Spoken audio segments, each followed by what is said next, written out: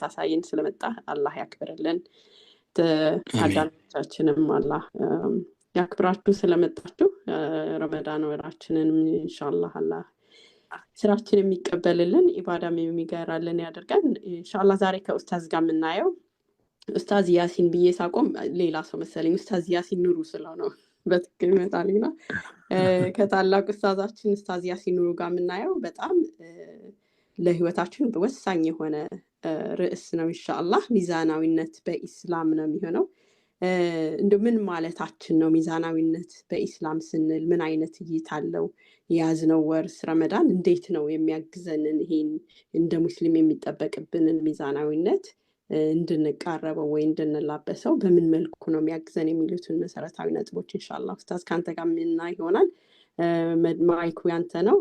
ፈለተፈضل مشكور ኡስታዝ።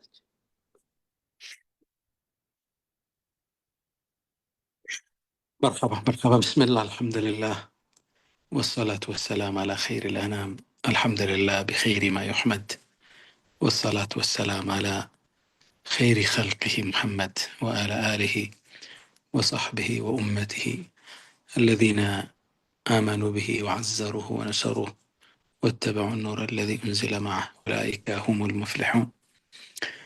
الحمد لله. بمجمرة ولزي بروغرام አብራችሁ በረመዳን ሌሊቶች ውስጥ ባንዱ አላህን ለማውሳት የመልእክተኛውን መንገድ ሚዛናዊ መንገድ ለመወያየት እድሉን ስላመቻቻችሁ ኮንታክት ከማድረግ ጀምሮ ወንድሜ መሐመድ በድሩ እንዲሁም ሁላችሁንም የዚህ አስተባባሪ ኮሚቴዎች አላህ ይስጣችሁ ስለጋበዛችሁኝ አመሰግናለሁ። እንደምታውቁት አሁን የምንገኝበት ወር ረመዳን ነው። እሱ መንደርደሪያ ሳልናገር ማለፍ ፕሮግራሜ ሙሉ ያደርገው። ረመዳን እንደምታውቁት ትልቅ ወር ነው፣ ውድ ወር ነው፣ አላህ ዘንድ በጣም የተከበረ ነው። ከወሮች ሁሉ አልቆታል። ስላላቀውም የእሱን ሕያው ንግግር የፍጥረት ዓለሙን መመሪያ ማንዋል በሱ ወር ውስጥ እንዲወርድ አላህ ወስኗል። شهر رمضان يا رمضان ورلال شهر رمضان الذي ينزل فيه القرآن قرآن بالسلية يتوردبات ورنا ويلنا الله يسون يتكبرنا يقر يفترة عالم مانوال قياش تقواميون أقداج أسايون يتكبرون قرآن ديورد يفك دبت ور رمضان يبالا سزيهم بزي ورو سن السبع كبدتون قزفتون عندنا اللي يونو ኢማም ኢብኑል ጀውዚ የሚባሉ ትልቅ የእስልምና ትልቅ ስኮላር የዛሬ 800-900 ዓመት የነበሩ አንድ አባባል አላቸው። كما كان يوسف أحب الأولاد إلى يعقوب وكذلك رمضان أحب الشهور إلى علام الغيوب ይላሉ። ልክ ነቢዩላህ ዩሱፍ ከአባታቸው ከያዕቁብ ዘንድ እጅግ በጣም ተወዳጅ እንደሆኑት ሁሉ ተለይተው ረመዳንም አላህ ዘንድ ከወሮቹ ሁሉ የተወደደ ነው፣ የተከበረ ነው፣ የተላቀ ነው። ቁርአን እንዲወርድበት ተደርጓል። ጾም ተደንግጎበታል። በረከቱ ብዙ ነው፣ ትሩፋቱ ብዙ ነው። ባሮችን አላህ በየምሽቱ ከሰዓት ነፃ እያለ የሚያውጅበት ነው። በዛ ውስጥ ለይለቱል ቀድር የሚባል ወሰን የለሽ ጸጋ እዛ ውስጥ ተቀምጧል። ረመዳን በጣም ትልቅ ወር ወሰን የለሽ ጸጋ ሶስት ነው ያለን። ይህን ፕሮግራም ስናስብ ስለ ዲን ስንወያይ ያለንበትን ማዕቀፍ ከተረዳ ነው ትጋትና ጉልበት ይሰጠናል፣ ጥንካሬና ብርታት ይሆነናል። አላህ ከሚጠቀሙበት አላህ ሱብሓነሁ ወተዓላ ያድርገን። ብዙዎቻችን ሳንጠቀመው ድንገት ቀኑ ስለሚያፈተልክ ዛሬ መስጂድ ላይ ነበር ተራዊ ሰግጄ እየተመለስኩ ነው። አሁን እኛ ጋር ተራዊ ከጨረስን 1 ሰዓት ሆኖናል። እዛ ጋር እንደ ዳዕዋም ሰውን ያስታወስኩት ነበር። የዚሁን ኢማም ኢብኑል ጀውዚ ንግግር መነሻ አድርጌ ነው። እሳቸው አንድ አባባል ያላቸው ልክ ይላሉ። ዩሱፍ አለይሂ ሰላም 11 ወንድሞች አሉት፣ እሱ 12ኛ ነው። ምነው ቁርአን ላይ አላህ ከዋክብት ብሎ ይጠቅሳቸዋል። የዩሱፍን ህልም ሲተርክልን ኢኒ ረአይቱ 11 ከውከበን እኔ እኮ 11 ከዋክብትን አየው በህልሜ ብለዋል። 11 ወንድሞቻቸው እሳቸው 12ኛ ናቸው። ረመዳንም ልክ 11 ሌላ ወራቶች አሉ፣ እሱ 12ኛ ነው። ስለዚህ ይህን አያይዘው ምን ይላሉ? ከዩሱፍ ጋር አገናኝተው ልክ እንደ ዩሱፍ ላተቅቱሉህ ለመግደል አትወስኑ፣ ጾሙን ሳትጠቀሙበት ዝም ብሎ እንዳያልፍ። ወላ ቱልቁሁ ፊልጁብ ጉድጓድ ውስጥ አትጨምሩት። በቃ ረመዳን ዝም ብሎ አይለፍ፣ በቲክቶኩ በምኑ በተራ ነገር አይለፍ። ወላ ተቢዑሁ ቢተመኒን በክስ ልክ ዩሱፍን በርካሽ ብር እንደሸጡት ረመዳን በርካሽ ነገር አትለውጡት፣ በርካሽ ጊዜያዊ ስሜት አትቀየሩት። በል አክሪሙ መስዋ ይልቅስ ልክ ንጉሱ ዩሱፍን ከፍ እንዳደረገው አክሪሚ መስዋህ እንዳላት ሚስቱን ምርአቱል ዐዚዝን እንዳላት ረመዳን ከፍ እናድርገው። አሳ አን የንፈዓና ለወደፊት ይጠቅምናል። አው ነተኺዘሁ ሸፊዐን የውመል ሒሳብ ለሂሳቡ ቀን አማላጅ ይሆነናልና ይላሉ። ረመዳን ያለንበት ዳራ እናንተም እንደ አይነት ፕሮግራም ስታዘጋጁ በየዓመቱ ያለውን ትሩፋት እንድናቅ ወሰን የለሽ ጸጋ ውስጥ እንዳለን ምናልባት ይሄ ሰዓት ይሆናል አላህ ዘንድ የምንማርበት። ምናልባት ይሄ ሰዓት ይሆናል የዓመታት ህልማችን የሚቋጭበት። ምናልባት ይሄ ሰዓት ሊሆን ይችላል የታሰሩብን ስንክሳሮች እልባት የሚያገኙበት። አላህ ረመዳንን ተጠቅመው ከረመዳን ትርፋማ ሆነው በረመዳን ውጤታማ ሆነው ከሚሻገሩት አላህ ሱብሓነሁ ወተዓላ ያድርገን። ድምፅ ይሰማል በደንብ በደንብ ማሻአላህ፣ በደንብ ነው የሚሰማው ኡስታዝ። ኦኬ እንደምታውቁት ዛሬ እንድንወያይ የያዝነው ርዕስ ሚዛናዊነት በኢስላም ነው፣ ወይም አልወሰጥየቱ ፊል ኢስላም እንለዋል። በቁርአን ተርሞ ሚዛናዊነት የሚለው ቃል ሚዛናዊ የሚለው ወሰጥያ በሚል ቁርአናዊ አንቀጽ ውስጥ እናገኘዋለን። ሚዛናዊነት የፍጥረት ዓለሙ ቀመር ነው። አላህ ስብሓነ ወተዓላ ወሰማ ብሎ ይናገራል። ሰማይን ረፈዐሃ ከፍ አደረጋት፣ በወضዐል ሚዛን ሚዛንንም አስቀመጠ ይላል። ከዛም አስከትሎ ህግን አስቀመጠ። አላ ተጥገው ፊል ሚዛን በሚዛን ደንበር አትለፉ ይላል። ሚዛናዊነትን ጠብቁ ሲል ይነግረናል። ሚዛናዊነት ፍጥረት ዓለሙ የቆመበት ቀመር ነው። ሁሉም ነገር በልኬት በቀደር በመጠን ተሰፍሮ ተቀምጧል። እያንዳንዱን ነገር አላህ መጥኖ ነው ያደረገው። ከልኬታው ካለፈ ወሰን ካለፈ አጥፊ ይሆናል። ማር ሲበዛ ይመራል እንላለን አይደል? ማር እኮ በጣም ጣፋጭ ነገር ነው፣ ጣፋጭ ነው፣ ጤንነትም ነው። ሲበዛ ግን ይመራል ይባላል። ሁሉ ነገር ወሰን ሲያልፍ፣ ደንበር ሲያልፍ፣ ሚዛን ሲጥስ ወደ ተቃራኒው ይለወጣል። ለዛም ብለው ምን ይላሉ? ወኩሉ ሸይእን ኢዛ ጃወዘ ሐደሁ እያንዳንዱ እኮ ደንበሩን ካለፈ ቀለበ ኢላ ጅዲሂ ወደ ተቃራኒው ይለወጣል። መድኃኒት የምንወጣው ኪኒን መድኃኒት ነው እኮ አዳኝ ነው፣ ሰበብ ነው። ግን ካበዛ ነው በሽታ ይሆናል። ዶዜጁን አልፎ እንላለን እኮ ዶዙን አሳልፎት ተጎዳ ወይም ሞተ ሁሉ ይባላል። ወይም የተሰጠው ማደንዘዣ ከዶዙ አልፎ ሰውየው አልነቃለ ይባላል። መድኃኒት ከበዛ በሽታ ይሆናል ማለት ነው። ረሃብ ከበዛ ይገላል። ምግብ ከበዛም ይገላል። እያንዳንዱ ነገር ወሰንና ለከት ልኬት አለው። እሱን ካልጠበቅነ የህይወታችን ሚዛን ይስታል። ዓለም ሚዛን ትስታለች። ሁሉ ነገሩ መስመሩን ይስትብናል ማለት ነው። በእስልምና ሚዛናዊነት እጅግ በጣም የጠለቀ መሰረት አለው።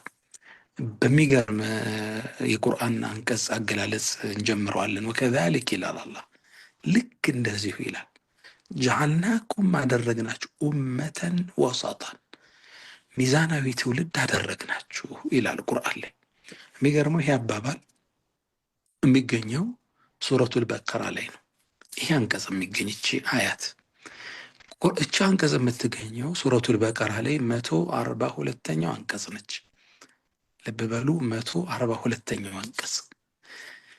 ሱረቱል በቀራ ደግሞ በአጠቃላይ ስታዩት 284 አንቀጽ ነው።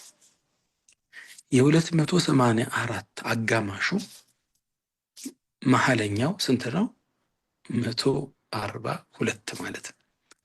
ልብ በሉ ሱረቱል በቀራ 284 አንቀጽ ነው። ለሁለት ስታካፍሉት 142 ይመጣል። ልክ መሀል ላይ ሄዶ ስለ ሚዛናዊነት ስለ መሀለኝነት የሚያወራው አንቀጽ ራሱ ያረፈው ከምዕራፉ መሀል ላይ ሄዶ ነው። የእስልምና በጣም ይሄ ዲኑ የረቀቀ ነው። ሁሉ ነገር በሚዛን የተቀመጠው፣ ሁሉ ነገር ቁርአን ውስጥ ተራ ነገር የለም። አላህ እንግዲህ ሱረቱል በቀራ ማለት ትልቁ ሱራ የሚባለው እሱ ነው። ምዕራፍ ረዥሙ ምዕራፍ ሱረቱል በቀራ ውስጥ ረዥሙ አንቀጽ የሚባለው አንድ ፔጅ የሚፈጀው አያቱ ደይን የምንለው የሚገኝበትም እሱ ጋር ነው። እዚህ ምዕራፍ ውስጥ ስለ ሚዛናዊነት ሲያወራ ከምዕራፉ መሀል ላይ ሚዛን ላይ ነው የጣለው አላህ። እንዴት አይነት ተአምር ነው ቁርአን ማለት! እንዴት አይነት ተአምር ነው እስልምና ማለት! እንዴት ማይጠገብ ዲን ነው እስልምና ማለት! ዴይሊ ባነበባችሁ ባወቃችሁ ቁጥር ግራመታችሁን የሚጨምር እንግዲህ አላህ ፈቅዶት ላለፈው 25 ዓመት ቁመን ህዝብ አስተምረናል። ዴይሊ ግን ባነበብነ ቁጥር ዴይሊ ግን ሪሰርች በሰራን ቁጥር ቁርአን እስልምና እንዳስደመማችሁ ይህን አንቀጽ አንብቤ ያወቅኩበት ቀን እንዴት እንደተገረምኩ ነው ለማቅ። ቁርአን ዝም ብሎ አይደለም፣ የተከበረ ያለ ቃል ነው ሲባል ረቂቅ ነው። ቦታ አይስትም፣ መስመር አያዛንፍም። አሁን ልብ በሉ በአመቱ 365 ቀናት አሉ። ቀን የሚለው ቃል ቁርአኑ 365 ጊዜ ተጠቅሷል። ቀን ቀናት እያለ ማለት በተለያየ የውም አያም እያለ ማለት ነው። ወር የሚለው ቃል ቁርአን ውስጥ 12 ጊዜ ተጠቅሷል። በአመት ውስጥ 12 ወራት አሉ። ሱብሃንአላህ። ሁሉ ነገር የተቀመጠው ነገር ሚዛን እንዳይስት ተደርጎ ነው የተቀመጠው። መላኢካና ሸይጣን የሚለው ገለጻዎቹ ሁለቱም 88 ጊዜ ተጠቅሰዋል። የሚያሳስት ሸይጣን ካለም ብርሃናዊ መላኢካ አጋዥ አለህም ማለት ነው ትርጉም። ቁርአን ውስጥ የተቀመጡ ነገሮች ሲሪየስሊ ቦታቸውን ጠብቀው ከርዕሴ ሳልወጣ ወከዛሊከ ጀዐልናኩም ኡመተን ወሰጣ፣ ልክ እንደዚሁ ሚዛናዊ ትውልድ አደረግናችሁ ይላል አላህ። ታዲያ ሚዛናዊነት ማለትን ማለት ነው። አንዳንዱ ይሳሳታል። በትሩን መሀል ላይ መያዝ ማለት አይደለም። ሚዛናዊነት ማለት በማይሆኑ ነገሮች ውስጥ መሀልን መፈለግ ማለትም አይደለም። በእውነት ውስጥ እውነት ላይ መቀመጥ ማለት ነው። ሚዛናዊነት ማለት ሀቅ ማለት ነው። ሚዛናዊነት ማለት እውነት ማለት ነው። ሚዛናዊነት ማለት ፍትህ ማለት ነው። ሚዛናዊነት ማለት እኩልነት ማለት ነው። ሚዛናዊነት ማለት ባጭሩ በነቢዩ ዓለይሂ ሰላቱ ሰላም ገለጻ ለእያንዳንዱ የሚገባውን መብቱን ድርሻውን መስጠት ማለት ነው። ሚዛናዊነት ማለት ይህን የሚዛናዊነት የህይወት ፍልስፍና ከአንድ ክስተት ጋር ያይዘው ነቢዩ ዓለይሂ ሰላቱ ሰላም ቋጭተውታል። ታሪኩ እንዲህ ነው። ሰልማንና አቡ ደርዳ ሁለቱም የነቢዩ የተከበሩ ሰሃቦች ናቸው። ሰልማኑል ፋሪሲ ማለት ጀነት ትናፍቀዋለች የተባለ ሰሃባ ነው። ጀነት ልብ በሉ። እኛ ጀነትን እናፍቃለን አይደል? ጀነት ነው የምትናፍቃቸው ሰሃቦች አሉ። እነ አማር ሰልማንን ይመስሉ ማለት ነው። እንዴት አይነት መታደል በመጡልኝ የምትላቸው ማለት ነው። ሰልማን ከፋርስ ሀገር የመጣ ነው። የተከበረ የፋርስ ባላባት ልጅ ነው የነበረ። አባቱም የእሳት አምላኪ ነው። እሱም የዛ እሳት አምላኪ እንግዲህ በእኛ በእስልምና እናደርገው የመስጂዱ ዋና አባቱ ኃላፊ ነው። እሱም የዛው አብሮ አሸርጋጅ ነው የነበር። በሂደት ለአመታት በተደረገ ረዥም ጉዞ ሐቅን ፈልጎ የደረሰ ሰው በጣም ረዥም ነው ታሪኩ። አንዳንዶቹ እድሜውን የሰልማንን እስከ 360 ያደረሱት የታሪክ ዘጋቢዎች አሉ።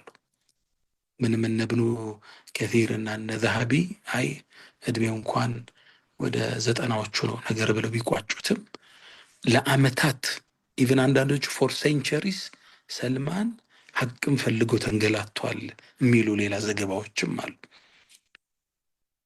እስልምናን ፍለጋ ነው የመጣው። ነቢዩን ሲፈልግ ለአመታት ማስኖ መቃ መዲና ውስጥ ባሪያ ሆኖ ተሽጦ እያለ ነው ነቢዩ ዓለይሂ ሰላቱ ሰላም ሲሰደዱ እሳቸው ጋር ተከታይ የሆነው። ለዛ ነው ነቢዩ በጣም ተገርመውበት ኢማን እኮ ይላሉ ኢማን የሚባለው ከዋክብት ላይ ቢሆን የሰልማን አይነት ሰዎች ሄዶ ያወርዱታል ይሉ ነበር። ሰልማን ትልቅ ያለ የነቢዩ ሰሓባ እንደምታውቁት የቁረይሽ እንትን ጭፍሮች አሕዛብ ያላቸው አላህ ቁርአን ላይ ሱረቱል አሕዛብ ያ ጭፍራ መጥቶ ሊያጠፋ ሲል መዲናን ከቦ ጉድጓድ እንቆፍርና ጠላትን እንመልስ ብሎ ምክረ ሀሳብ ያቀረበው ሰልማን ነው። ነቢዩም ዓለይሂ ሰላቱ ወሰላም ይሄን የፋርስ ሀገር ተሞክሮ ሲሰጣቸው ይሄ ዊዝደም ነው ጥበብ የኛ የጠፋ ንብረት ነው ተቀብለው ጉድጓድ ቆፍረው ነው ቁረይሾችን የመለሷቸው። ታዲያ ሰልማን አንዴ ከአቡ ደርዳ ቤት እንግዳ ይሆናል። ይሄ በጥበብ የተሞላ ይሄ በኢማኑ የጸና ከዋክብት ለኢማን ቢሆን ዘሎ ያወርዷል የተባለለት ትልቅ ሰው አቡ ደርዳ ቤት እንግዳ ሆነዋል። አቡ ደርዳ ደግሞ ማለት በእስልምና ታሪክ ለዱንያ ግድ የሌላቸው ከሚባሉት ሰሃቦቹ አቡ ደርዳ ነው። ለዱንያ ንዋይ ግድ የሌለው ሰው ማለት አቡ ደርዳ ነው። አንዴ ሰው ሊዘይረው መጣ። ቤቱ ሊዘይረው ሲመጣ ቤቱ ሲያየው እቃ የለም፣ የሆነ መጠጫ ምናምን ትንሽ ነገር። እንደ የቤትህ እቃ የተዳ አለው። አይ ወደዛኛው ቤት ልኬው ነው አለ። የትኛው ቤት? ሌላ ቤት አለ እንዴ ሲለው፣ አዎ ወደ አኼራ ልኬው ነው አለ። የዚህ አይነት በዚህ ነው የሚታወቁት አቡ ደርዳ። በጣም ዛሂድ ናቸው። ከዱንያ ውስጥ የምወደው እኔ 3 ነገር ነው ይላሉ። አንደኛ በሽታ ይላሉ፣ በሽታ ወዳለሁ ይላሉ። ሁለተኛ ሞትን ወዳለሁ ይላሉ። ሶስተኛ ምንድነው የሆን ነገር ይላሉ። ለምንድነው የምትወደው በሽታን ሲባል፣ አይ በቃ ወንጀል ማጠቢያ ይሆነኛል፣ ወደ ጌታ ይሰበራለሁ ይላሉ። ሞትን ስለምትወዳለህ ሲባል አላህን ለመገናኘት። እንዲህ የሚሉ ለዱንያ ንዋይ ግድ የሌላቸው ሰፍባ ነው። ታዲያ ሰልማን የእስልምና ሚዛናዊነት የገባው ሰው ነው በጣም። እሱ ቤት እንግዳ ሆኖ አዳር። ልክ ቤቱ ሲሄድ የአቡ ደርዳ ባለቤት አያት። ሲያያት አለባበሷ ዝም ብሎ በጣም ውድቅድቅ ያለች ሴት ነች። እንዴ ምን ነካሽ አላት። ሲላት አይ ጓደኛ እኮ አቡ ደርዳ አለች። እና እሱ ለዱንያ ግድ የለው፣ ሌሊት ሙሉ ሲሰግድ ያድራል፣ ቀን ጾሙ ይውላል፣ እኔን ዞሮ መቼ ያየኛል ብላለችው። ሰልማን በጣም ቅር አለው። ሚዛናዊነት እንደተሳተ ገባው። ወዲያውን አቡ ደርዳ ጋር እንግዳ ነው ገባ። እንደገባ አቡ ደርዳ መጣ። እሺ እንዴት ነህ አለና ምግብ አቀረበለት። አንተ ብላ ሲለው አብረን እንብላ አለው። አይ እኔማ ጾመኛ ነኝ አለው። አይ እኔ እንግዳ ነኝ፣ እንግዳህንም አክብር ተብለሃል፣ የምታከብር ከሆነ አፍጥርና አብረን እንብላ አለው። እንዴ ምንድን ነው የምታወራው? እኔ እኮ ጾመኛ ነኝ፣ ካልሆነ አልበላም አለ። እንግዲህ ልብ በሉ በእስልምና እንግዳ በጣም ክብር ነው። መን ካነ ዩእሚኑ ቢላሂ ወልየውሚል አኺር ፈልዩክሪም ضይፈ፣ በአላህና በመጨረሻ ቀን የሚያምር እንግዳውን ያክብር ተብሎ፣ ስለዚህ አክሴፕት ማድረግ አለበት። አፈጠረና በላ። ሊያስፈጠረው ፈልጎን እሱ አውቁ እና ይጾማል። ለሚስቱ ቫሊዩ አይሰጥም ማለት ጊዜ የለውም። ስሜቱ ደክመዋል፣ እርቦታል፣ ወደ እንቅልፉ ነው። ሌሊትም ሲሰግድ ያድራል፣ ለእሷ ጊዜ የለውም። ከዛ ማታም አብሮት አደረ። ልክ ገና ገደም እንዳሉ አቡ ደርዳ ሊሰግድ ተነሳ። ተኛ አለው። እንግዲህ በቤቱ እያዘዘው ነው፣ እንግዳ ስለሆነ ንጉስ ነው። ተኛ አቡ ደርዳ ተመልሶ። እንደገና ቆይቶ ተነሳ። ተኛ አሁንም አሉ። እንዴ ልሰግድ እኮ ነው። ተኛ ብያለሁ። ተኛ፣ እንግዳ ክብር ነው። እንደገና ትንሽ ቆይቶ ከ1 ሰዓት በኋላ ተነሳ። ተኛ አለው። እንዴ ልሰግድ ነው። ተኛ ብያለሁ። ተኛ ተኛ አቡ ደርዳ። መጨረሻ ሱብሒ ሊደርስ አካባቢ ሲል ሱሉሱል አኺር የምንለው ከ9 ሰዓት በኋላ ያለው ላይ ሲነሳ አቡ ደርዳ ሰልማንም ተነሳን፣ አብረውት ሰገደ። ጠዋት ወደ መስጂድ ሄዱ። ሲሄዱ አቡ ደርዳ ቅሬታ ተሰምቶታል። አንደኛ አስፈጠረው ጾሙን፣ ሁለተኛ ሌሊት ደግሞ ሲያስተኛው አደረ። ሌሊት ሲያለቅስ እንዳያድር ነቢዩ ጋር አለይሂ ሰላቱ ወሰላም አቤቱታው ቀረበ። ነቢዩ አለይሂ ሰላቱ ወሰላም ኦ ሰልማን እንዴት ዲኑ ገብቶታል አሉ። አንተ አቡ ደርዳ አሉት፣ ለሁሉ መብቱን ስጥ። ሊጀሰዲከ ዐለይከ ሐቅ፣ ለአካልህ እኮ መብት አለው፣ ድርሻ አለው፣ ማረፍ አለበት። ወሊዘውጀቲከ ዐለይከ ሐቅ፣ ለሚስትህ ሐቅ አላት፣ መብት አላት። ለምን አገባሃት? ከእሷ ትፈልግሃለች፣ አንተ ትፈልጋታለህ። ዩ ሃቭ ቱ ጊቭ ሄር ታይም። ለልጆች ሐቅ አለ፣ ለጎረቤት ሐቅ አለ፣ ለስራ መብት ድርሻ አለ፣ ለማህበራዊ ትስስር ድርሻ አለ። ለሁሉም መብቱን ድርሻውን ስጣሉት። እዕጢ ሊኩል ዚ ሐቅን ሐቀሁ። እስልምና ላይፍን ባላንስ አድርጎ ሚዛናዊ ሆኖ የመራበት ፍልስፍና ይሄን። ለዛ ነው ነቢዩን ዓለይሂ ሰላቱ ወሰላም ከሳቸው በላይ አላህ የሚፈራና የሚገዛ የለም። ግን ለሚስቶቻቸው ፕሌንቲ ኦፍ ታይም ነበራቸው። እናታችን አይሻን ቤት ውስጥ ግን ነቢዩ ምን ይሰራሉ ስትባል፣ እኛማ ማንም እንደሚሰራው ይሰራሉ፣ ጫማ ይሰፋሉ፣ ልብስ ይሰፋሉ፣ ቤት ውስጥ ያግዙናል ያለች። ያ ታላቅ ሰው ዓለምን ሊያቀና የተላከ ረሕመትን ሊልዓለሚን ተብሎ የተገለጸ ታላቅ ሰው ለሚስቱና ለቤቱ ግን ታይም አለው።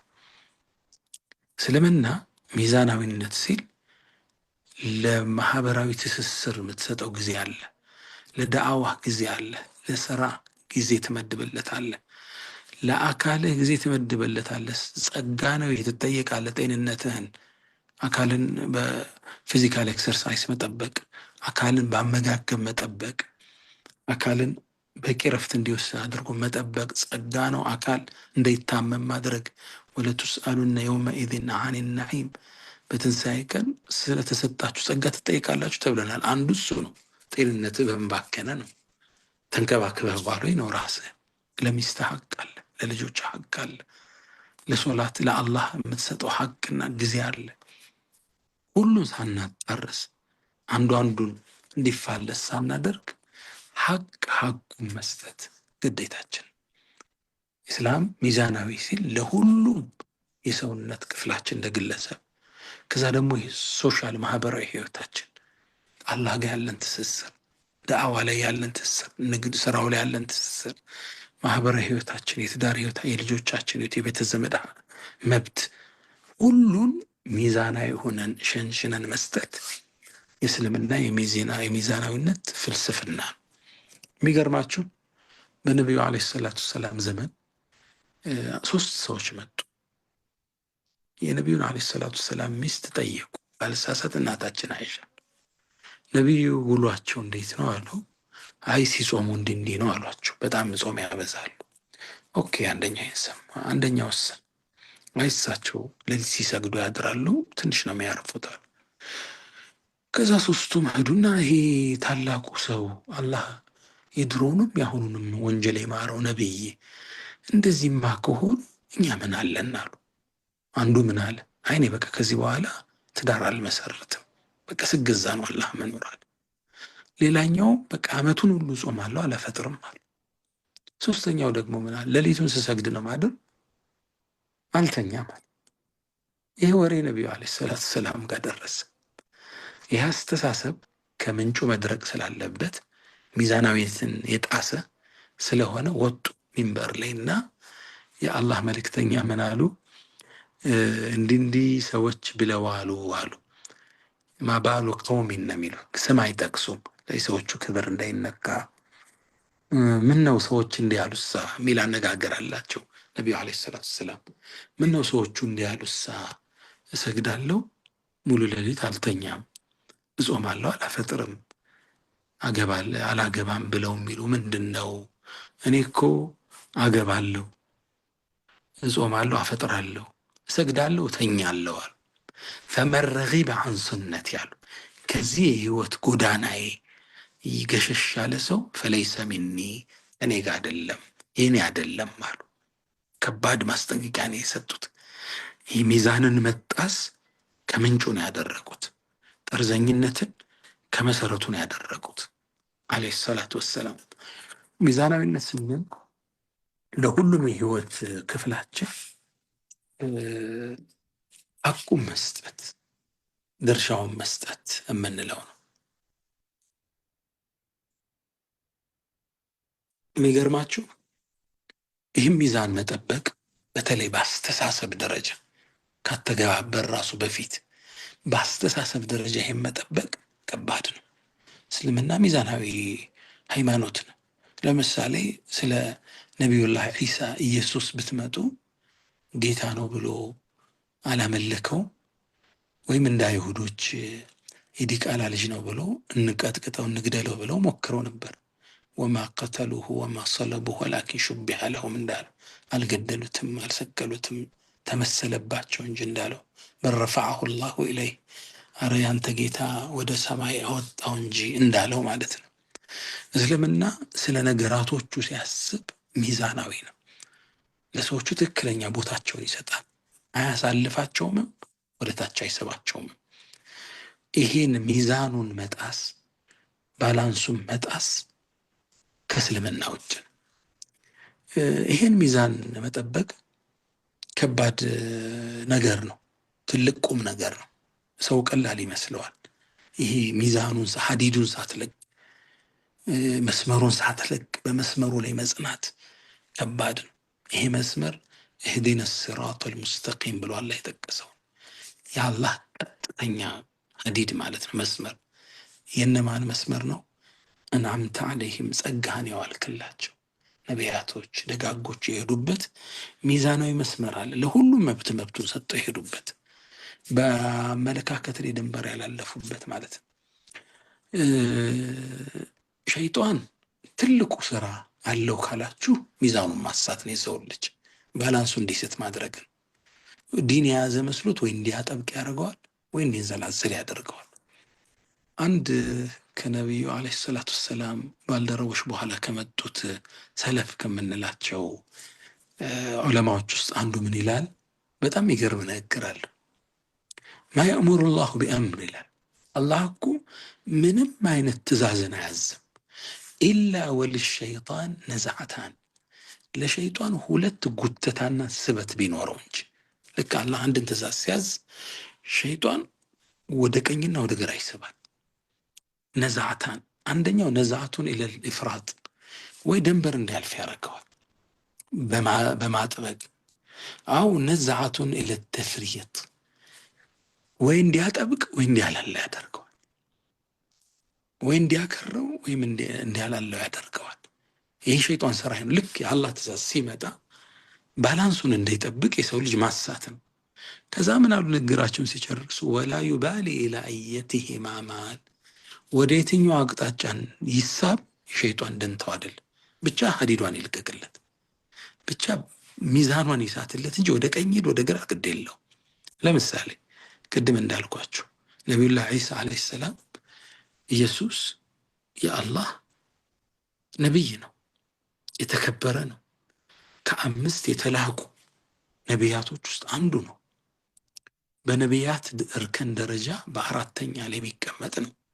አንደኛ ደረጃ ነቢዩና ሙሐመድ ሰለላሁ ዐለይሂ ወሰለም ናቸው። 2ተኛ አባታቸው ነቢዩላህ ኢብራሂም ናቸው። 3ተኛ ነቢዩላህ ሙሳ ናቸው። 4ተኛ ነቢዩላህ ዒሳ ናቸው በደረጃቸው ኡሉል ዐዝም ይባላሉ። 5ተኛ ኑሕ ናቸው።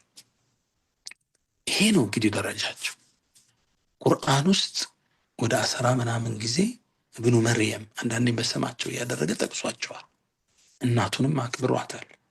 ቁርአን ውስጥ አንድ የሴት ምዕራፍ ካለ እሱም ሱረቱ መርየም ብቻ ነው። ስሟ መጥቀስ ብቻ አይደለም፣ በስሟ ምዕራፍ አላህ ሰይሞላታል። በሴት የተሰየመ ብቸኛ ምዕራፍ ያለው የእሱን እንትን በዚህን ያህል እርከን አላህ ልቅናቸውን አጉኖታል። ግን ደግሞ አምላክ አይደሉም። ተግባባን? ስለዚህ የሸይጣን ስራ ምንድነው? ወይ አምላክ አድርገህ እንድትገዛው ያድናል፣ እንዲህ ይላል፣ ሊድረስልኝ ምናምን እንድትል፣ አሊያ ደግሞ ልክ ይሁዶች እንደሚሉት ኢየሱስ ሃሩን ከተባለ ግለሰብ በዚና ያረገዘችው ዲቃላ ነው ብለው ነው የሚያምኑት።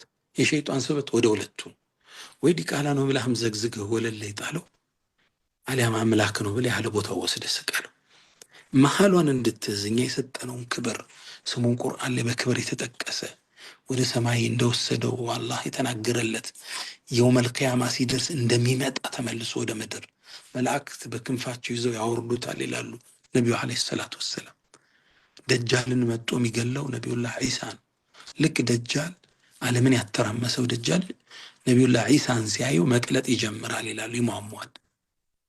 ይህን አይነት ልቅና ተሰጥቶታል እኛ ዘንድ፣ ግን አምላክ አይደለም። የዛ ነው አላህ ቁርአን ላይ የውመል ቂያማ ነቢዩላህ ዒሳን ፊት ለፊት አቅርቦ ይጠይቀዋል። አአንተ ቁልተ ሊናስ ኢተኺዙኒ ወኡሚየ ኢላሀይን ሚን ዱኒላህ አንተ ኢየሱስ ሆይ እኔና እናቴ ጌታ አድርገህ እኔና ብለሃል እንዴ ይለዋል። አረ ጌታዬ እንዴት እላለሁ? ይህንማ ብለህ አንተ ታውቅ የለም እንዴ? ማ ቁልቱ ለሁም ኢላ ማ አመርተኒ ቢህ አን ዕቡዱላህ ረቢ ወረበኩም ነው ያልኩ።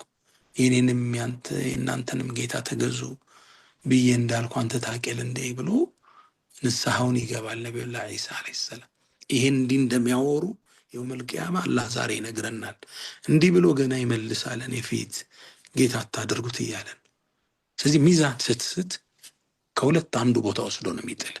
ወደ የትኛው ማዘንብል ዳዝን ኬር አባውት ኢት። ሚዛናዊነት የእስልምና ትልቁ አስኳል ነው። ከሌላው የምንለይበት ቁም ነገር ነው። ጣፋጭ መስመር ነው። ውብ መስመር ነው። ቀጥ ያለ መንገድ ነው። ለምሳሌ ተውሂድን ብንወስድ ተውሂድ አቂዳ ምናምን እንላለን። አሁን በተውሂድ መስክ ላይ ሸይጣን የሚያደርገው አንድ ነገር ነው። ተውሂድን ወይ አጥብቀህ አክፋሪ እንድትሆን ያደርጋል። እገሌ ካፊር ነው፣ ነገሌ ሙሽሪክ ናቸው እያልክ ታፔላ ምትለጥፍ ያደርጋል። አሊያም ተውሂዱን ያስጥልህና የቀብር አካባቢ ማጠፋ የአድባሩ ቆሌው ምናምን እያልክ ደግሞ ታች ላይ የምትንከባለል ሰው ያደርጋል እንጂ ተውሂድን ይዘህ አንተ ጸድተህ ቤትህን ልጆችህን አጽድተህ ወጁኑብኒ ወበንያ ናዕቡደል አስናም እኔንም ልጆችንም ከጣዖት አምልኮ አርቅን ከሽርክ እንዳሉት ነቢዩላህ ኢብራሂም እሱን ይዘህ ሰዎችን በጥሩ ስነ ምግባር ወደ ቀጥተኛው መንገድ ለመመለስ እጅግ መስመር ያስጥላል። ወይ ምን ያደርጋል? አጥብቃ አክፋሪ ነህ፣ ታፔላ ሰጭን፣ የጀሃነም ደብዳቤ ለጣፊ ነህ። አሊያም ደግሞ ከተውሂድ አምዘግዝጎ ይጥልህና እንዴ ምን ሸኾቹስ ልጅ ይሰጣሉ እያልክ መስመር ይሳትክ ሰው ያደርጋል። ሱናም ጋር ብትመጣ ሱናን አንድ ሰው ካወቀ በኋላ ቤቱ ላይ የነቢዩን ሱና የህይወት መንገዱ ማድረግ ያልፍና ሰዎችን ከሱና ወጣዋል እያለ ሙብተዲዕ አዳዲስ ፈጠራ ያመጡ ሰዎች እያለ ታፔላ የሚለጥፍ ሙብተዲዕ ግን ያረዱ አይበላም፣ ሙብተዲዕ ጋር ተከትሎ መስገድ አይበቃም እያለ የሚያውጅ ሰው ይሆናል። አሊያም አንዳንዱ ሱና ይለቅና ቢድዓ የምንለው አዳዲስ ፈጠራዎች ላይ ኪታብ ውስጥ ማእንዘለ አላሁ ቢሃ ሚን ሱልጣን መመሪያ የሌለው መረጃ የሌለው ዝም ብሎ በደመ ነፍስ ምን አለበት ብናረገው እያለ የመልእክተኛው መስመር የሳተው ያረጋል። መሀል ላይ እንድታጣት ነው የሚያደርግ። ወይ ተውሂድ ይዘቀጥ እንዳትል አክፋሪ ያደርጋል፣ አሊያም ደግሞ ታች ተምዘግዝገ እንትን ያደርጋል፣ ሁራፊ ያደርጋል። በምናምኑ ነገር የምታምን በሱፊያ ስም ተራታች ወርደ በቆሌው አድባሩ ቁጥቡ ምናምን እያልክ የቁርአን ላይ ሐዲስ ላይ የሌለ ምናባዊ ስዕል እየፈጠርክ የምትኖር ግለሰብ ያደርጋል። ኢስላም ሚዛን ነው ስንል በአስተሳሰብ ደረጃ ነገራቶችም ባላንስ ሰርቶ የሚያሄድ ማለት ነው። ሚዛኑን ጠብቆ የሚሄድ የአላህን ትእዛዛት ሲመጣ ከሸይጧን ሁለት ጉትጎታዎች ራስክን አዝልተህ ጎልደን ሚን እንለዋለን ወርቃማውን መካከለኛ ይዘህ የምትሄድበት የህይወት መስመር ነው። በዋናነት የፕሮግራማችን አቅጣጫ ወደ ግል ህይወት ስንመጣ አንድ ሰው ከራሱ ይጀምራል። ህይወቱን ሲመራ በባላንስ ይመራዋል። እነዚህን እውቅ የሊደርሽፕ የስነ ለውጥ ምሁራኖች ትንሽ የነሱን መጽሐፍ አውቀዋለሁ። እኔም ትንሽ በዚሁ መስክ ላይ የተለያዩ ስልጠናዎችን ለአመታት ሰጥቻለሁ። ምናልባት ከ10,000 የማያንሱ ግለሰቦች ላይ ተደራሽ አድርገናል። ይሄ ኢሞሽናል ኢንቴሊጀንስ፣ ሊደርሺፕ፣ ማይንድ ሴት፣ ታይም ሴቲንግ፣ ጎል ሴቲንግ፣ ስትራቴጂክ ቲንኪንግ፣ ስትራቴጂክ ማኔጅመንት ምናምን የምንላቸው የፐርሰናል ዴቨሎፕመንት ኮርሶቹ ላይ ትንሽ ተሳትፎ አድርጌ ያለው ከበርካታ ሚኒስትሮች እስከ ተለያዩ የቢሮ ኃላፊዎች በተቋማችን ትሬኒንጎች ሰጠናል እና ከነዛ ውስጥ ምናልባት የእስልምናን ኮንሰፕት ጥሩ አድርጎ አንድ ያስቀመጠ ስቴቨን ኮቪ የምንለው ምሁር ኢሞሽናል ኢንቴሊጀንስ ላይ ሲተነትን የሰው ልጅ ይላል 4 መሰረታዊ ፓርት አለው። አንደኛ ያው የእስልምናን ከፋፍሎ አቀረበው ነው። እሱን ራሱን ያወራው ቅድም እዚህ ኩል እዚህ ሀቅ ያልኩትን ነው። አንደኛ ይሄ ሜንታል ኢንቴሊጀንስ የምንለው አለው፣ አእምሮ የሚመለከት አጀንዳው ሁለተኛው ይሄን አይኪው ይለዋል። ሁለተኛው ፊዚካል ኢንቴሊጀንስ የምንለው ቦዲው አካሉን የሚመለከት። ሶስተኛው ስፒሪቹዋል ኢንቴሊጀንስ መንፈሱን መለኮታዊ ትስስሩ የሚመለከት። አራተኛው ኢሞሽናል ኢንቴሊጀንስ ስሜቱን የሚመለከተው። አራት እርከን ይሰጠዋል። ዘፎር አይ ይላቸዋል። አራት አዮች ይላቸዋል። እና እሱ ነው በእኛም በህይወት ጉዟችን ላይ እነዚህን ባላንስ መስራት ይፈልጋል። መንፈሳችን በቁርአን ሊገራ፣ በዚክር ሊዋብ፣ ዳዕዋዎችን በማዳመጥ እንዲህ አይነት ፕሮግራም በመሳተፍ ተፈጥሮን አላህን በማስተንተን እየተመለከትነ ኢማናችን መጨመር። ይሄ ስፒሪቹዋል ኢንቴሊጀንስ ከአላህ ጋር ያለን ጠንካራ ትስስር፣ ከአላህ ጋር ያለን ቁርኝት፣ ሶላቱ፣ ጾሙ፣ ዚክሩ፣ ዳዕዋ መከታተሉ፣ ኢስላሚክ ጉዞዎች ላይ ፓርቲስፔት ማድረጉ፣ ሁሌ በሁሉም ክስተት ውስጥ አላህን ማስታወስ፣ እነዚህ ፓርት መንፈሳዊ ፓርታችን ነው። ይህ በጣም ሊጠበቅ ይገባዋል። መሰረቱም እሱ ነው። ኢላ መን አተላህ ቢቀልቢን ሰሊም፣ ሰላማዊ ልብ ይዘንድነን ወደ አላህ ማለት ነው። ሁለተኛው ሜንታል የምንለው አእምሯችን በንባብ መጎልበት አለበት፣ በማስተንተን መጎልበት አለበት።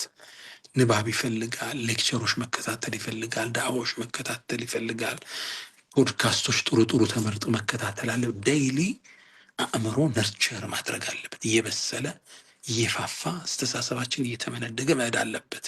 ለምሳሌ ኢስላሚክ ኮርሶች አሁን በየቦታው ይሰጣሉ። ምናልባት በቅርቡም ወንድሜ ኡስታዝ ኻሊድ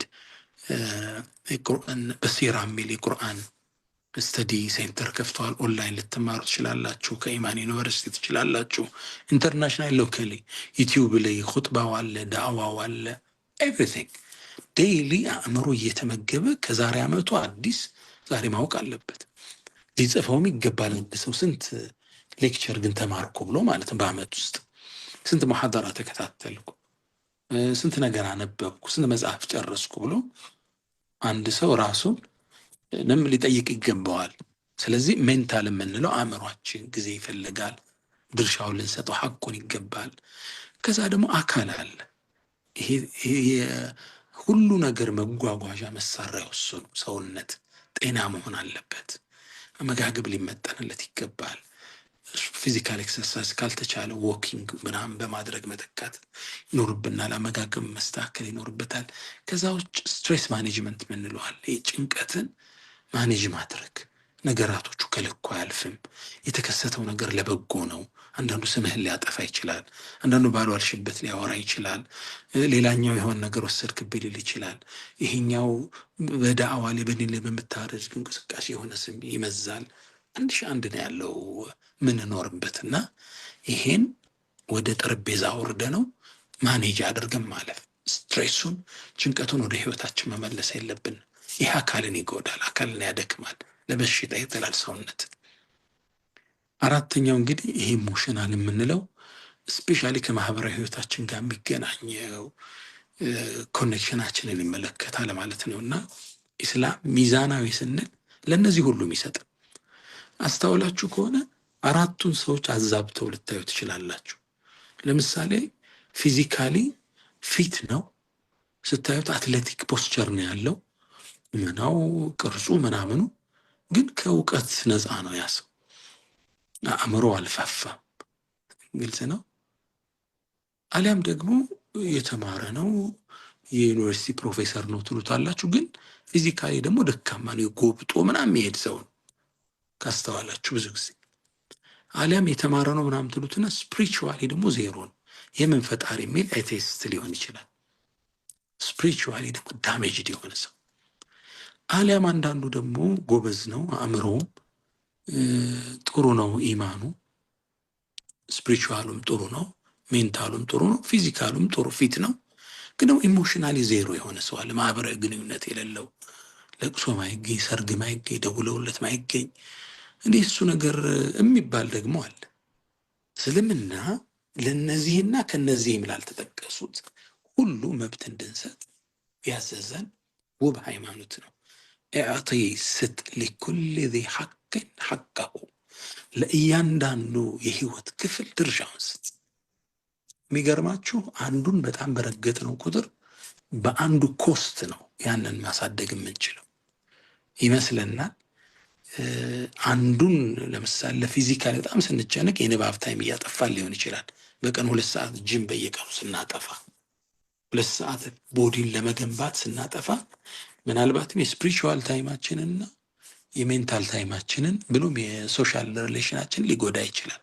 ባላንስ የትንድሰ ባላንስ ሚዛናዊ መሆን የእስልምና መሰረታዊ ፍልስፍና ነው። ከታሪክ አምድ ምናልባት ሀሳቤን ካጠናከረ አንድን ልጥቀስላችሁ። ሰይድና ዑመር እንግዲህ በእስልምና ሰከንድ ካልፌት የምንላቸው ሁለተኛው የምእመናን መሪ ናቸው። ሰይድና ዑመር ረዲየላሁ ተዓላ አንሁ እሳቸው አገር በሚመሩበት ወቅት የሀገሪቱ ዳኛም እሳቸው ናቸው የበላይ። ማህበረሰቡ እሳቸው ጋር እየመጣ አቤቱታ ያቀርባል፣ እሳቸው ውሳኔ ይሰጣሉ። ታዲያ አንዴ የህዝብ አቤቱታ ለማዳመጥ በተሰየሙበት መድረክ ላይ አንዲት ሴት መጣች፣ አቤቱታ አቀረበች። አቤቱቷ ስለ ባሏ ነው። አቤቱቷ ግን ግልጽ አልነበረም። ጥያቄዋ ምንድን ነው? ባሌ ችግር አለበት አለች። ምንድን ነው ችግሩ አሉ ሰይድና ዑመር። ምን አስቤዛ አይሰጥም ነው? ምንድን ነው ችግሩ ሲጠይቁ እሷ መመለሰች፣ አይ በቃ ቀኑን መጾም ነው፣ ሌሊቱን ሲሰግድ ማደር አለች። ታዲያ ታድለሻል አሏት። እንዲህ አይነት አላህ የሚፈራ ባል ሌሊት ሲሰግድ የሚያድር ቀን ቢጾም። አሁንም ጥያቄውን ደገመች፣ አሁንም ታድለሻል አሉ። አሁንም ደገመች፣ አሁንም ተመሳሳይ መልስ መለሱ። ከጎናቸው አንድ ሰሃባ ነበረ፣ የአሚር አልሙእሚኒን። እሷ እኮ እያለች ያለችው ሌላ ነው አለች። ገብቶሃል አንተ አለ። አዎ አለ። ግዳም አንተ ዳኝ አሉት። እሱ ተመልከቱ፣ አንድ ሰው እሳቸው የሀገሪቱ መሪ ቢሆንም ገብቶኛል ካለ እድሉ ሊሰጠው ይገባል። ይሄ ነው ያን ትውልድ ኮከብ ያደረገው፣ ምርጥ ትውልድ ያደረገው። ኩንቱም ኸይረ ኡመትን the best of the nations ያላቸው አላህ ይህን ትውልድ ነው እንጂ እኔ ነኝ የሀገሪቱ ጠቅላይ ሚኒስትር እንዴት አንተ አማካሪ አላሉ። ምንድን ነው የገባ? እሷ እያለች ያለችው ቀን ይጾማል፣ ሌሊት ይሰግዳል፣ ለእኔ ጊዜ የለውም እያለች ነው አሉ። ልክ እንደ አቡ ደርዳው አይነት። ኦኬ እንግዳ ከገባ አንተ እየወሰንክ አሉት። ከዛ ባሏ ይጠራ ተባለ። ባሏ ተጠራ። ሚስትህ አቤቱታ እያቀረበች ምን አጠፋዋል? አስቤዛ ጎደልኩ ምናምን አለ። አይ አላጎደለም አለች። እሱ ግን በባልነቱ አላመሰግነውም አለች። የባል ሀቅ የሚስት ሀቅ አልሰጠኝም ማለቷ። ከዛም ከእሳቸው ጎን የነበረው ሰሃባ ምን አለ? ስም አለው፣ ለምንድን ነው ለሚስት ጊዜ የማትሰጠው ሲለው፣ እኔማ የወረደው ቁርአን አስፈራኝ፣ ቂያማ አለ፣ በቃ ያን ሳስብ በቃ ሚስቴ አይደለም ትዝ የምትለኝ፣ ሌሊት ስሰግድ ማደር ነው ትዝ የሚለኝ፣ ቂያማን ሳስታውስ ቀን ሙሉ ጾሜ መዋል ነው የምችለው፣ በቃ አልቻልኩም። ስማ እንዲህ አይነት መከራከሪያ አንተው፣ ይሄ መልእክተኛው ዓለይሂ ሰላቱ ሰላም ፈለግ አይደለም። አሁን የምታደርገውና አለና ውሳኔ ያስተላለፈበት ምንድነው ውሳኔው? ልክ እንግዲህ አንድ ባል 4 ሚስት ማግባት መብት አለው በሸሪዓው ከቻለ። ፕሮሰሱ ሰፊና ሌላ ትልቅ ርዕስ ነው። ግን እስልምና እስከዛ ድረስ መብት ሰጥቶታል።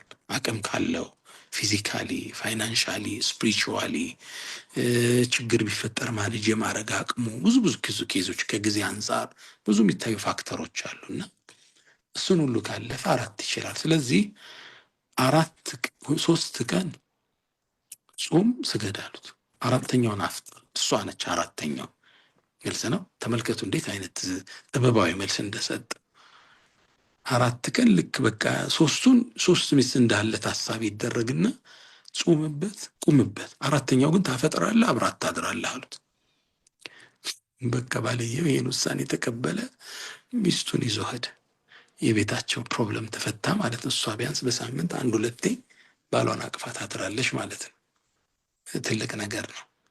ከዛ ሰይድና ዑመር በጣም ተከራው።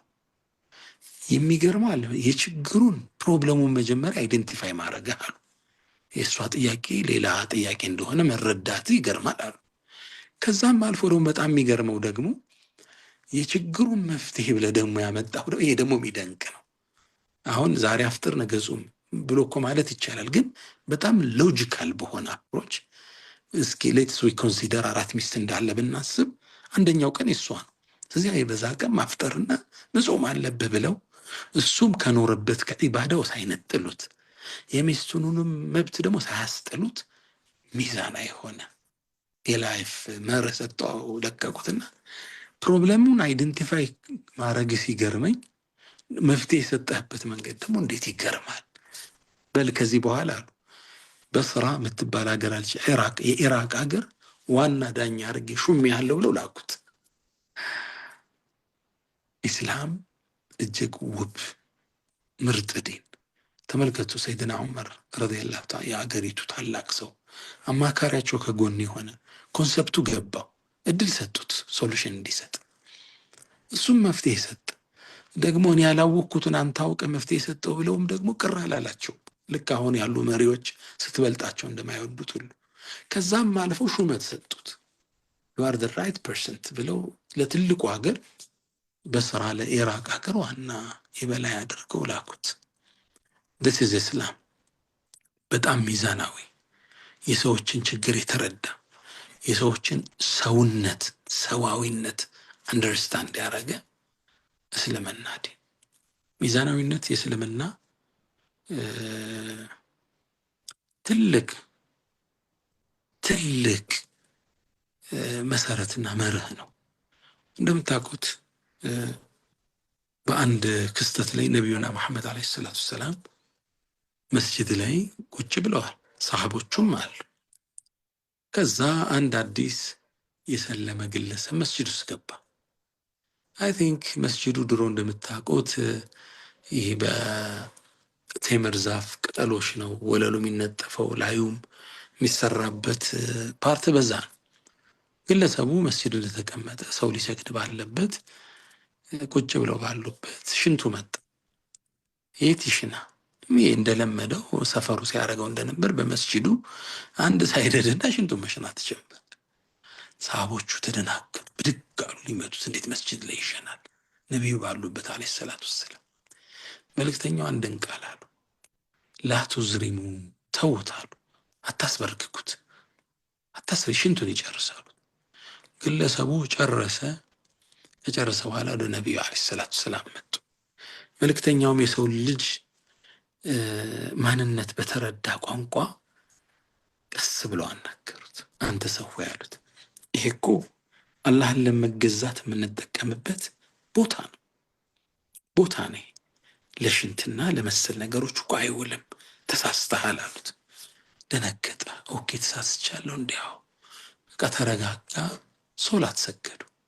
ሶላት ከሰገዱ በኋላ የግለሰብ እጁን አነሳ፣ አንድን ዱዓ አደረገ። አላሁመ እግፊር ሊ ወሙሐመዳ ወላ ተግፊር ማዕና አሐድ አለ። አላህ ሆይ እኔንና ነቢዩ መሐመድን ማረን፣ ሌላ እንዳታስገባ እዚህ ውስጥ አለ፣ ሌላው እንዳትመራል ማለት ሰሃቦቹ ሊመቱት መስሎት ሲነሱ እንደዛ ሲያበራጉት ስላየት ለካ ቂም ይዞባቸዋል። ከኛ ጋር ሌላ እንዳትመራል። መልእክተኛው አሁንም ልክ ጀማሪ ሙስሊም ትሪት በሚያደርጉበት አፕሮች አንተ ሰው ሆይ ለቀድ ተሐጀርተ ዋሲዐን፣ ሰፊውን ያለ ረሕመት እኮ አጠበብከው፣ እነሱ ሳብሮ ቢማሩ ምን አለበት አሉት። እስልምና ማለት የሰው ልጅ ሰውነት የአዲስ ወደ እስልምና የመጡ ሰዎች ማንነታቸውን ተረድቶ በቁመናቸው ልክ በእውቀታ በግንዛቤያቸው ልክ ትሪት ማድረግ የሚችል ሃይማኖት ነው እስልምና። ውብ ዲን ነው። አላህ አልሐምዱሊላህ እስልምናን የሰጠን ጌታ። ነቢዩ ዓለይሂ ሰላቱ ወሰላም እያወቀ ግን መስመር ሲስት ያቃዩት ደግሞ ባላንሳቸው ይለወጣል፣ ሲሪየስ ነው የሚሆኑት።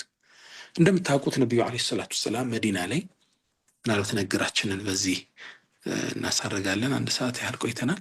ነቢዩ ዓለይሂ ሰላቱ ወሰላም መዲና ላይ እንደምታውቁት ያሰግዳሉ።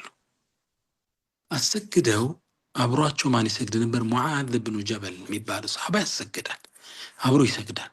ከሰገደ በኋላ እሱ ወደ ሰፈሩ ሲመለስ የሰፈሩ ሰዎች ሙዓዝ ትልቅ ዓሊም ነው፣ ሙዓዝ የነቢዩ ባልደረባ ነው፣ ስለዚህ እዛ ቀርቶ የመጣውን እንዲያሰግዳቸው ያደርጉታል፣ ያሰግዳቸዋል። እዛ ሰግዶ ይመጣና የሰዓታት የተወሰነ ሚኒትስ ዲፈረንስ አለው ሰፈሩ ሲሄድ፣ እሱ ደግሞ እዛ ሰፈሩ ካለው መስጅድ ኢሻ ጀማ ያሰግዳቸዋል። አቀራሩ ያምራል፣ አዋቂ ነው፣ አሊም ነው።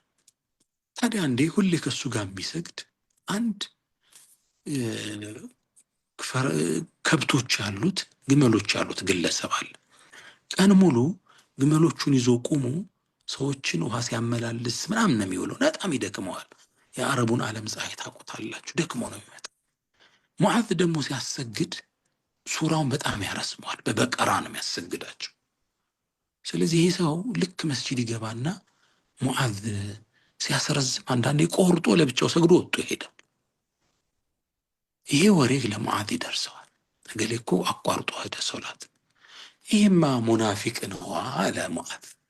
ምነው ወላ የእቱነ ሶላት ኢላ ኩሳላ ተብለዋል። ሶላትን ተሰላችተው ነው የሚመጡት ተብሏል ሙናፊቆቹ። እሱም እንደዛ ይሆናል ነገር አለ። ይሄ ቃል ከዚህ ግለሰብ ጆሮ ደረሰ። ይሄ ግለሰብ ወደ ነቢዩ ዓለይሂ ሰላቱ ወሰላም ሄደን አቤቱታ አቀረበ። የአላህ መልእክተኛ ሙዓዝ ያንተ ሰሃባ ሶላት ያስረዝምብናል፣ ሲያስረዝምብኝ አንዳንዴ እኔ ቆርጬ ወጥቼ እሄዳለሁ። ኢቭን የአላህ መልእክተኛ አላቸው አንዳንዴ ሙዓዝ ማሰገድ ሲጀምር ሩኩ እስኪያረግ ድረስ ውጭ እንኳን እንጠብቃለን። ልክ ሊያረግ ሲል ገብተን ነው ተከትለን የምንሰግደው። ምክንያቱም በጣም ስለሚያረዝሙብን ስራ ደክሞን ነው ብንለው አንችልም። ነቢዩ ዓለይሂ ሰላቱ ወሰላም ሙዓዝን አስጠሩ። ተመልከት የመልእክተኛውን ፍትሐዊነት፣ ወሰጥያ፣ ሚዛናዊነት ምንለው ይሄን ነው። ሳያዳምጡ አልተቆጡ። ሙዓዝን ጠሩት። ያ ሙዓዝ ለመሆኑ በምንድን ነው የምታሰግዳቸው ሲል፣ እኔማ በቀራን ነው የምቀረው ብሎ ረዣዥም ሱራ ጠቀሰ። ያ ሙዓዝ አሉት እኔ በምን ነው ማሰግድህ አሉት። አይ እርሱማ ወዱሃ ወሸምሲ ቀርተው ነው አሉ። ታዲያ በህይወቴ በበቀር አሰግጃቸው አውቃለሁ ኢሻ ላይ? አይ አይደለም። አፈታኑን አንተ ያ ሙዓዝ አሉ። ቆጣ ደንበር አልፏላ። አንተ ሰዎችን በዲናቸው የምትፈትነ እንዴ አንተ ሙዓዝ አሉት። ሰዎች ተሳቀው የአላህን ቤት ጥለው እንዲወጡ የምታደርግ፣ ሰዎች መስጂድ ለመግባት አንተ ሱራውን እስክጨርስ በር ላይ ቆሞ እንዲጠብቁ የምታደርግ አፈታኑን አንተ ያ ሙዓዝ፣ ሰዎችን ትፈትናለህ እንዴ አንተ? ኮስተር አሉ መልእክተኛው አለይሂ ተቀያየሩ። ለምን ሚዛን ታልፏል? ለምን የሰዋዊነት ባህሪ ተዘንግቷል? ለምን አንዳንዶቻችን የግላዊ ጥንካሬያችንን የኢማን ጥንካሬያችንን ህዝቡ ጋር እንረጨዋለን? እኛም እሱም እንደኛ ጠንቃቃ ላይሆን ይችላል። ለአንዳንዱ ፈርድ ሊከብደው ይችላል፣ ከፈርድ በኋላ ያለ ሱና። ለሌላው ደግሞ ሱና አይደለም ለሊት ተሐጁድ ተነስቶ ሊሰግድ ይችላል። ለአንዳንዱ ረመዳን ከብዶት ይሆናል የሚጨርሰው፣ ለሌላው ደግሞ ሰኞና ጾም መጾም ኖርማል ሊሆን ይችላል። አንዳንዴ በእኛ ሚዛን ሰው ይለፍ ብለን እናንገላተዋለን። አንዳንዱ በቁርአን ብቻ ሊዝናና ይችላል፣ ሌላው ነሽዳ ማዳመጥ ሆቢው ሊሆን ይችላል። አይ በእኔ ልክ ተሰፋ የሚለው አካሄድ ነቢዩ ቢኖሩ አሁን አፈታኑን አንቱም እናንተ ሰውን ትፈትናላችሁ እንዴ ብለው ከሚገስጹን እንደምንሆን ይሰማኛል። ሶሻል ሚዲያው ላይ የማየው ኡስታዝ ተብዬዎች እኔም መሰሉ የሚናገረው ንግግር፣ ሼክ ተብሎ የሚናገረው ንግግር ሰውን በእሳቸው ልክ ለመስፋት፣ ሰውን በአንተ ባለ የኢማን ጥንካሬና ከፍታ ልክ አብረህ እኩል ካልመጣ ሙስሊም አይደለም ልንለው ምንም አይቀርም። አፈታኑን አንቱም ሚዛን ሲሳት መልእክተኛው አቋማቸው ይለወጣል፣ ባህሪያቸው ይቀየራል። ያን የሚወዱትን ሰሃባ፣ ያንን ከሰራቸው የኮተኮቱትን ሰሃባ አስደንጋጭ መልእክት ሰጡት። ሰዎችን ትፈትናለህ እንደ አንተ በዲን። ኢስላም የሰዎችን ማንነት የሚረዳ ለሰዎቹ ትክክለኛ ተፈጥሮ፣ ሰዋዊ ስጋዊ ፍላጎት፣ ስጋዊ ማንነት እውቅና የሰጠ ዲን፣ ውብ እስልምና፣ ውብ ዲን። የዛሬ መልእክቴ ሳጠቃልለው በየትኛውም የህይወት መስካችን ላይ እስክሪብቶና ወረቀት ይዘን እኔ ማን ነኝ ብለን እንጻፍ። በዙሪያዬ ያሉብኝ ኃላፊነቶች ምን ምን ናቸው? ለየትኛውስ ምን መብት እየሰጠው ነው? ለየትኛውስ እየሰጠው አይደለም? በምን ላይ ጎበዝ ነኝ? በምን ላይ ሰነፌያለሁ? ክፍተቶቼ ምንድን ናቸው? ሚዛን የሳትኩባቸው አንዳንድ ቦታ ሚዛን አልፌ ሄጄ ምጋጋጥባቸው ቦታዎች፣ ሌላ ጊዜ ደግሞ የለውም ቶታሊ የማልገኝባቸው ቦታዎች አሉ። ምንድን ነው ያጎደልኩት? ከግሌ ጀምሬ፣ ከአስተሳሰቤ፣ ከማህበራዊ ትስስሬ፣ ከህይወት ጉዞዬ፣ ከህይወት መርሄ፣ ከህይወት ፍልስፍናዬ፣ ከህይወት ጎዳና አንጻር ሚዛን የሳትኩባቸው የእስልምናን ሚዛናዊ መርህ ሀዲድ የለቀኩባቸው የቱ ነው ብለን እናስብ ዘንድ አደራ ማለት እወዳለሁ። ረመዳን እንደምታውቁት የለውጥ ወር ነው።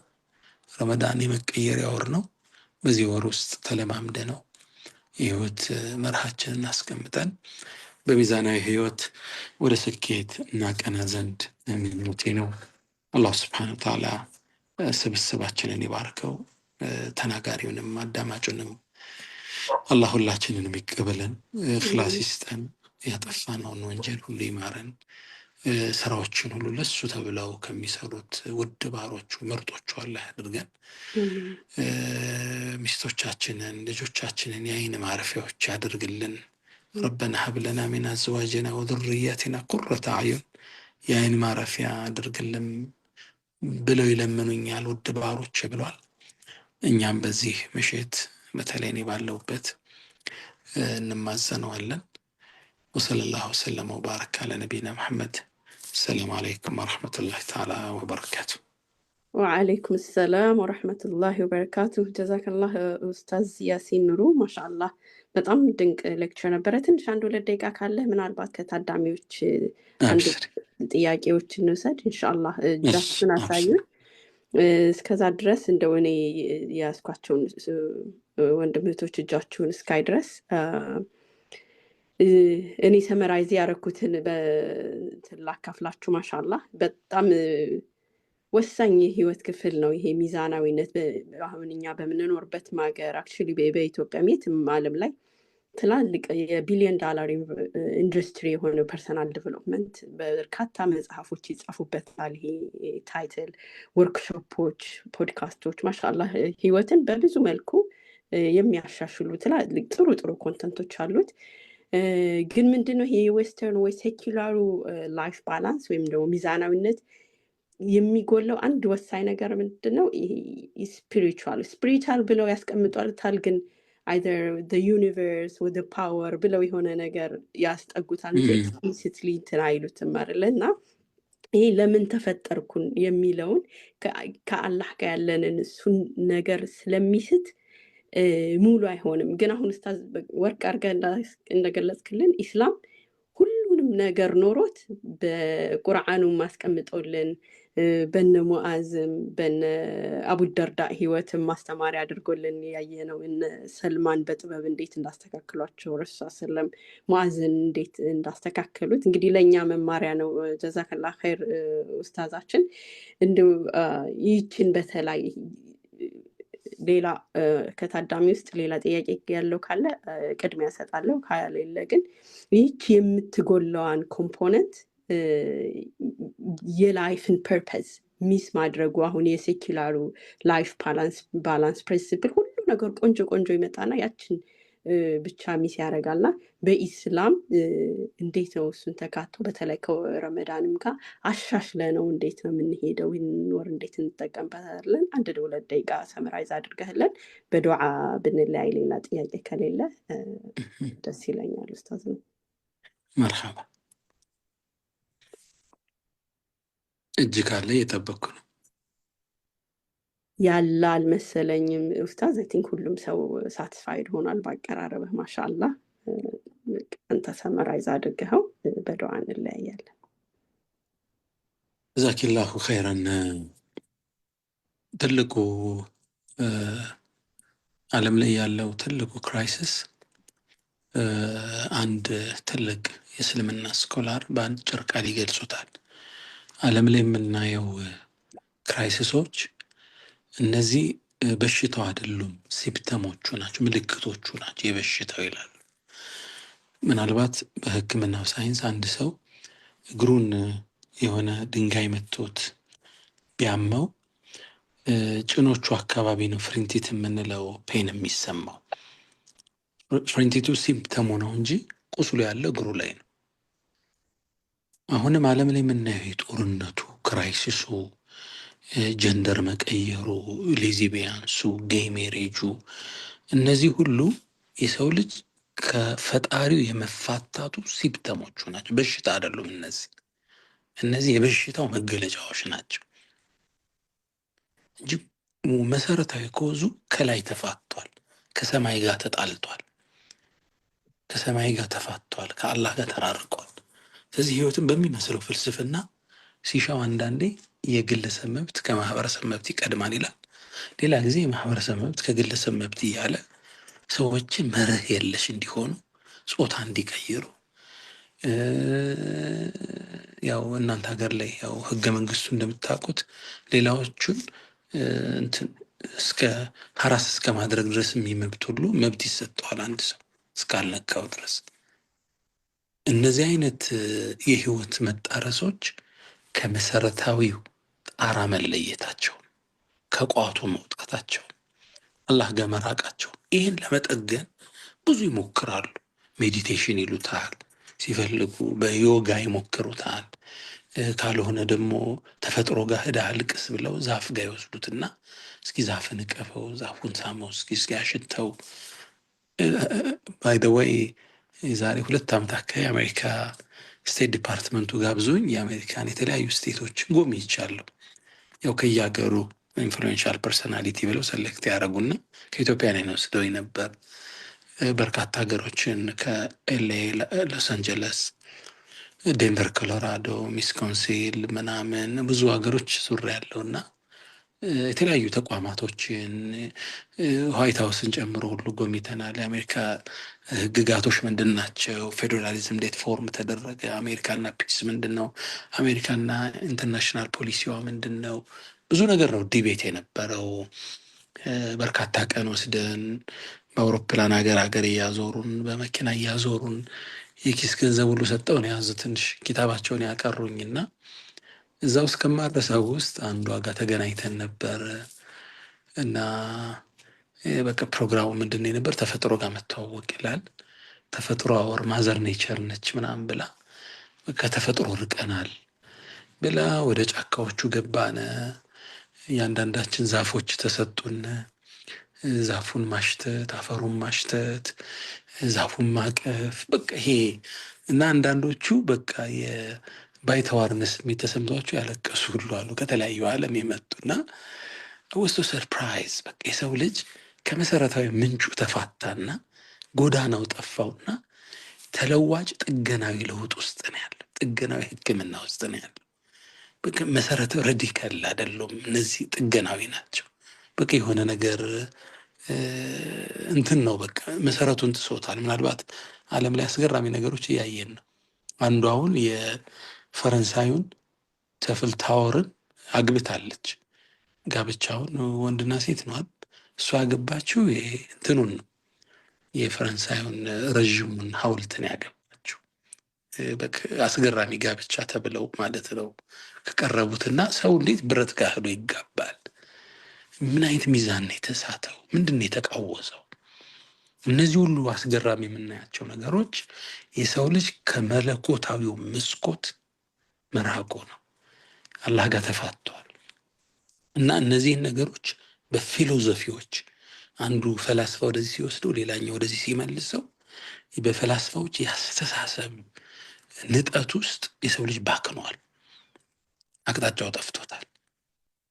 ለዛ ነው አንድ ትልቅ ምሁር አሉ፣ አሁን ረሳሁት፣ ቢፎር 10 ምናምን ዓመት በፊት ያነበብኩት መጽሐፍ ላይ ነው እና የሰው ልጅ ያ ዛሊከል መጅሁል ይላሉ። የሰው ልጅ በትክክል ያልታወቀው የሰው ልጅ የሚል መጽሐፍ አላቸው። አውሮፓዊ ናቸው እና የሰው ልጅ እንዴት ለሰው ልጅ ቀመር ማውጣት ይችላል ነው የሚሉት እሳቸው። ሙስሊም አይደሉም፣ ግን የሰው ልጅ ግዙፍ ፍጡር ነው፣ ውስብስብ ፍጡር ነው። እሱን የፈጠረው ብቻ ነው አቅጣጫውን ሊጠቁመው የሚችለው። ግን በቃ ለሰው ተተወ። ሰው ለሰው ተተወና እዚህኛው ፌዴራሊዝም ሲል፣ እዛኛው ሊበራሊዝም ሲል፣ እዚህኛው ማርክስ ሲስበው፣ ወደዚህ ሌኒን ሲስበው፣ እዛኛው ጋር አርስቶትል ሲስበው ባስተሳሰቦቹ ውስጥ የሰው ልጅ መለማመጃ ሆኖ አልፏል ብለው ይሞግታሉና ሩት ኮዝ ዓለም ላይ የምናየው ይሄ መጣረሱ መፋለሱ ሁሉ ከመለኮታዊ መስኮት መራቅ እሱ እንደሆነ ይሰማኛል። ሶሉሽን እኔ እናንተ ጀርባ ላይ ያለ ኃላፊነት ነው። ይህም ብርሃን ማዳረስ፣ ዛፍ እያቀፈ የሚያለቅሰውን፣ ሐውልት እየሄደ የሚያገባውን ወደ ትክክለኛ የህይወት ፍልስፍና መመለስ ደግሞ የኛ ኃላፊነት ነው። ተልኳችን ረዥምና ጥልቅ ነው። ወማ አርሰልናክ አላክንህም ነው የሚለው አላህ ኢላ ረሕመትን ሊልዓለም ለዓለማት እዝነት ብትሆን እንጂ እኔ እናንተን ለዓለማት እዝነት እንዴት እናድርስላቸው? በቅርቡ እንደምታውቁት ገዛ ጋር ፍልስጤም ላይ 85,000 ቶን ቦምብ ነው እስራኤል ያወረደችው። ብዙ ህዝብ አልኩ። ወደ 70,000 ህዝብ ሸሂድ ሆኗል ብለን እናስባለን። አላህ ይቀበላቸው። ግን ያ ክስተትና የፍልስጤማውያን ጽናት፣ የገዛ ህዝብ ጽናት ሲታይ ሰው እንዲያጸናቸው እንዲቀረጻቸው ምንድን ነው ብሎ ቁርአንም አገላበጥ ይችላል። በርካታ አክቲቪስቶች ሰልመዋል። በርካታ ሰዎች ሰልመዋል። በሚገርመው ሁኔታ በዳዕዋ ያላደረስነውን እነዚህ ሰዎች በጽናታቸው አደረሱት። ሰው ኩዌስችን አረገ። ሀኩድ እንዴት እንዲህ ሊሆን ይችላል? እና አሁንም ፕሮብለም እነሱ ጋር ያለችውም ጋፕች ነች። በምናምን ሲጠጋግኗት ሙሉ ቅርጽ ልትዝላቸው አልቻለችም። ስለዚህ ይህም ብርሃን አሁንም ማዳረሰኛ ኃላፊነት ነው። የእነሱ ችግር ከዚሁ ከስፕሪቹዋል ምህዳሩ መራቃቸው ነው ለማለት ነው። አላህ ይባርክልን። አሚን አሚን። ኡስታዝና ጀዛክላ ኸይር። አላህ ይቀበልህ ኡስታዝና። ዱዓ አድርገህልን እንለያይ ኢንሻአላህ። ከዱዓ በፊት እኔ ስወጣ ወስያ እሰጣችኋለሁ። እሺ መርሐባ። እንግዲህ ዛሬ ከእንቅልፌ ስንት እንደተጋፋችሁ እኔ ነው የማውቀው። በረመዳኑ በእኛ ውስጥ 12 ሰዓት ከሌሊቱ ከአንድ 2 ሰዓት በኋላ ደግሞ ለስሁር እንነሳለን። ኤኒዌይስ ትንሽ አርፋለሁ፣ ችግር የለውም። ግን ስብስባችሁ አላቅም አላማው ጉዞውና እኛ አሁን ይሄ ረመዳን ላይ ይሄ ጦርነቱ የጎዳው ማህበረሰብ በጣም አለ፣ ችግር ላይ ነው። ሶሳይቲው ኑሮ ተወዷል። እኛ ነው የምናውቀው የምናሳልፈውን ህይወት። የኡስታዞቹ ስልክ ትንሽ አስቸጋሪ ነው። የሚመጣልን መልእክት የሚደርሱን ነገሮች ትንሽ ያሳስባሉ፣ ያስደነግጣሉ። በቃ የሰሜኑ አካባቢ ያለው አሁን ጦርነት ወደ ጎንደርም ወደምኑ ብዙ ትዳሮች ባል ማስተዳደር ስላልቻለ ሚስቱና ልጁን ጥሎ ይሄዳል። በቃ አልቻለም። ጠልቷት አይደለም ግን ምን ያብላት። ትንሽ ከበድ ያሉ ታሪኮች አሉና እንደው ስብስባችሁ ለረመዳን ማስፈጠሪያ የሚሆን ነገር የምታደርጉት ነገር ካለ አግኝቻችሁ እንደው ሳልነግራችሁ እንዳልቀር ብዬ ነው። አላቅም አሰራራችሁ ምንድን ነው? አደረጃጀታችሁን አላቅም። በመልኩ ነው ሰፖርት የምታደርጉት። ግን ቢቻል ከሆነ እንዲህ የሆነ ነገር ብትደርሱ ማፍጠሪያ ቢያገኙ ሰዎቹ መልካም ነው ለማለት ነው። ጀስት ለእናንተ ትቼዋለሁ። በራሳችሁ አግባብ የምታደርጉት ካለ ዩአር ዌልከም። ያው መልእክቱ ከጆሯችሁ ይድረስ ብዬ ነው። አላህ ኸይር ስራችንን ይቀበለን፣ ኸይር ስራችሁን ይቀበላችሁ። اللهم ربنا آتنا في الدنيا حسنة وفي الآخرة حسنة وقنا عذاب النار. ربنا هب لنا من أزواجنا وذرياتنا قرة أعين وجعلنا للمتقين إماما. اللهم ارزقنا الإخلاص في القول والعمل. اللهم توفنا مسلما والحقنا بالصالحين. اللهم اقضي عنا الدين واغننا من الفقر. اللهم توفنا مسلما والحقنا بالصالحين. اللهم آمنا في أوطاننا وأصلح أئمتنا وولاة أمورنا. اللهم توفنا مسلما والحقنا بالصالحين. اللهم ربنا آتنا في الدنيا حسنة وفي الآخرة حسنة وقنا عذاب النار. وسلام على المرسلين والحمد لله رب العالمين. اللهم صل. ጀዛከላ ኸይር ኡስታዝ። ኢንሻአላህ በተመሳሳይ መልእክትን ሁላችንም ሰምተናል። ኢንሻአላህ ኤኒ ኦርጋናይዝድ የሆነ ሊንክ ካለ በመሐመድ በድሩ በኩል ካልሆነ ደግሞ በግለሰብም ኢንሻአላህ ሁላችንም ሪቻውት አድርገን የምንችለው እናደርጋለን ብዬ ተስፋ አደርጋለሁ። አላህ ያክብርልን። በጣም ውድ በሆነ ሰዓት አድካሚ በሆነ ሰዓት ነው የመጣኸው፣ ግን ኢንሻአላህ የብዙ ልቦችን ላይ ትደርሳለህ። አላህ ሰበብ ያደርጋል ብዬ ተስፋ አደርጋለሁ። ኢንሻአላህ ጀዛከላህ ኸይር። ሰላሙ አለይኩም ወራህመቱላሂ ወበረካቱ። አለይኩም ሰላም ወራህመቱላሂ ተዓላ ወበረካቱ።